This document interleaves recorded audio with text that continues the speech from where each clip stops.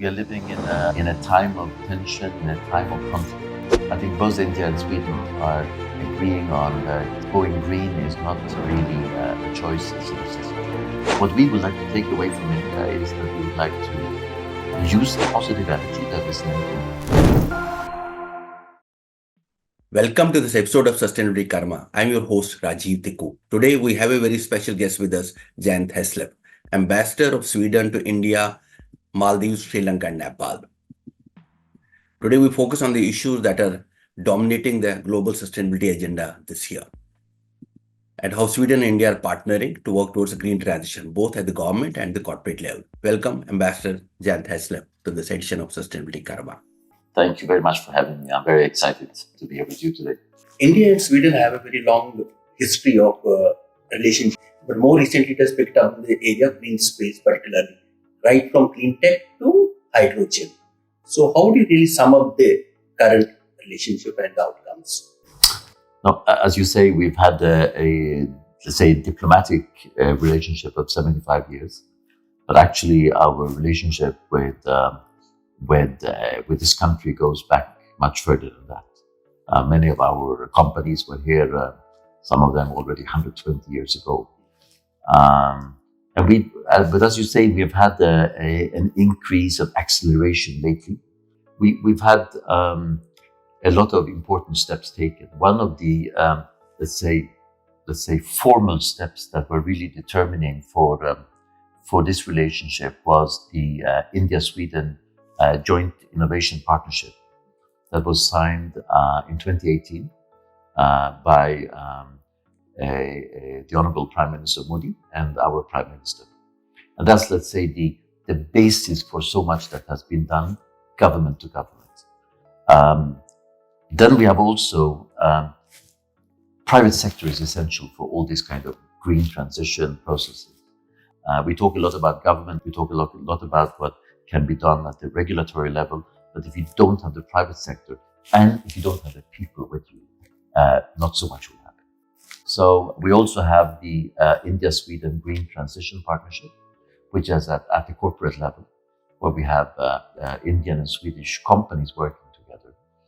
At the higher level, let's say the global level, we have the Lead It, which is the leadership group on industry transition, where we are trying, together with India, it's co-shared between India and Sweden, we are trying to see how can we go for the really big polluters in heavy industry and help them in making the green transition.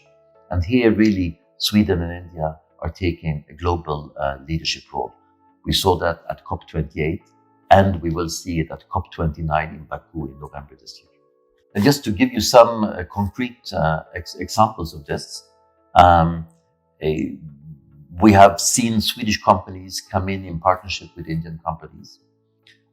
We saw something that encouraged me a lot just a couple of weeks ago.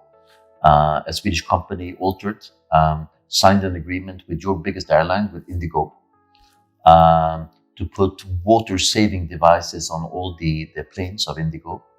That will save 98% of the water that the planes will have to carry on board.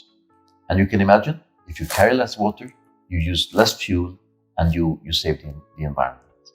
We are doing the same thing in the heavy industries. There is a company called Saltex Technology. They're working together with Dalmia Cement, for example, in also reducing the energy consumption when it comes to making cement.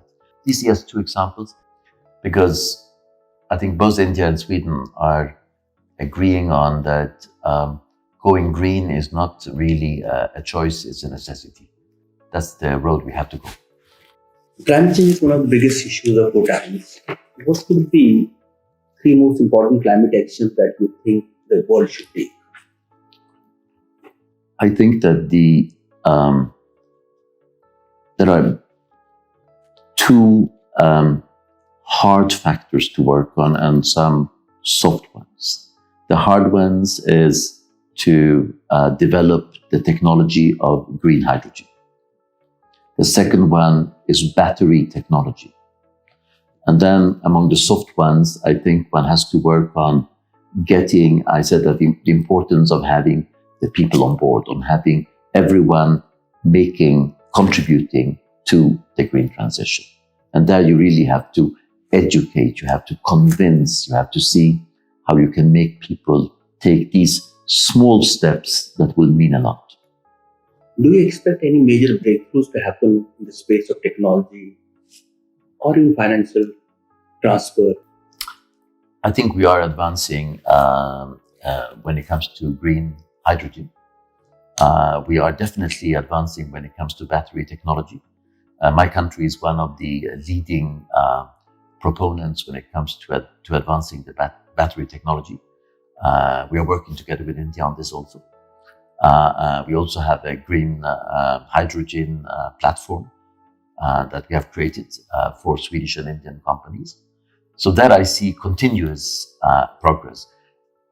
I don't think one has to look at breakthroughs in the sense of breaking news, because we are actually, we know what has to be done and it's being advanced. It's to bring down costs, it's improving technologies. And then, of course, how can you transmit energy in a way to minimize losses? Because everything is about minimizing waste and conserve whatever you create in the best possible way. We're also lagging progress on achievement of SDGs, Sustainable Development Goals. So what would be your prescription for really accelerating the progress? You're right. I think we are all in delay. And if we think of when is actually 2030, 6 years away.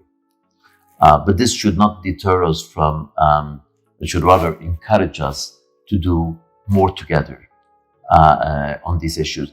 The date 2030 is, of course, very important as a target date.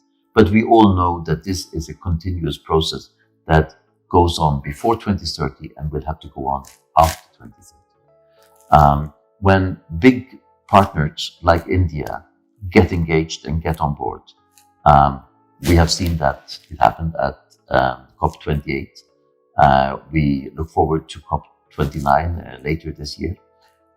When you can muster that kind of giant countries with smaller countries like ours, but that have edge technology, is really, again, I come back to this, technology development and the education of people to see what they can do, the small steps they can take. We see in many countries, we see it in India also, how electrical vehicles are more and more present. Prices are coming down when it comes to electrical vehicles. If you can get down the prices for LED lighting, for example, if you can make people save on energy, save on water, and to, for example, not use or to reuse bags, not to bring plastic bags from the grocery store every time. All these small steps, educational steps, are very important. I think I would like to say how important it is to encourage homegrown innovation. We see that so much that is improving our lives, be it from an environmental climate point of view or other points of view, economic point of view, comes out of innovative advancements. And in India, with a young population, 65% below the age of 30, and in a startup community that is booming, we see it because we are collaborating closely with them to really see the use as an asset, to see that this is the seed for the future, seed for a more positive development, both environmentally but also in other aspects. That is something that we as Sweden would like to work together with India. We'd like to scale up together with you. We are a country of 10 million. You are a country of 1.4 billion and counting. And I think that that's where we can really find the win-win situation for us and for you. But Ambassador, the sense is that the West is more interested in selling the technology rather than pushing the innovation or co-development of technology. So what's your take on that? But then I think you should look at the way we work together with India. It's very much co-creation. We see more and more Swedish companies establishing base in India, developing in India centers of excellence, centers of research. How do you bring together academia, government, and private enterprise? That is really the secret behind Sweden's development. And that's what we are trying to replicate here now. That's why I think when the era when you exported goods back and forth to one another is over. The whole new global supply chains and how technology is driven is from co-creation in India, but also by Indian companies and Indian researchers, Indian engineers, etc. in Sweden. That's why we see we have 70,000 Indians with us, and we have a growing number of companies with you. So what is it that Sweden would like to take away from India? What we would like to take away from India is that we would like to use the positive energy that is in India. We'd like to see how India's scale can help us scale up innovations that are born in collaboration between us and India. There are many things, in a country with 10 million, you can never really look at the domestic market. The domestic market has to be bigger than that. It can be Europe, it can be a more global market. And there, of course, India plays a very important part. So we have always gone across beyond our borders to see how we can find a home market that is basically a global market. And there India plays an important role. We have elections in more than 50 countries this year. So how is really going to impede the green transition? Yeah, more than 50 countries and more than 2 billion people go to the polls. It's quite a revolutionary year in that sense. Elections can have different effects when it comes to reforms. Of course, elections take a lot of energy because people go to the polls. That's the strength of democracy, the democracy in India, the democracy in Sweden and other countries. But at the same time, elections can also give energy to the transition, because what does one discuss when there is an electoral period? You discuss the challenges of the country. You discuss the challenges of the economy. You discuss the challenges of the environment. And that can somehow also bring these issues up on the table in a way they have not been before. So we should be happy for the elections. We should be happy that 2 billion people go to the polls. And we should make the environmental issues part of the mix of the issues that people take a stance on when they vote. And what about geopolitical tensions, which seem to be really taking away our attention from core issues?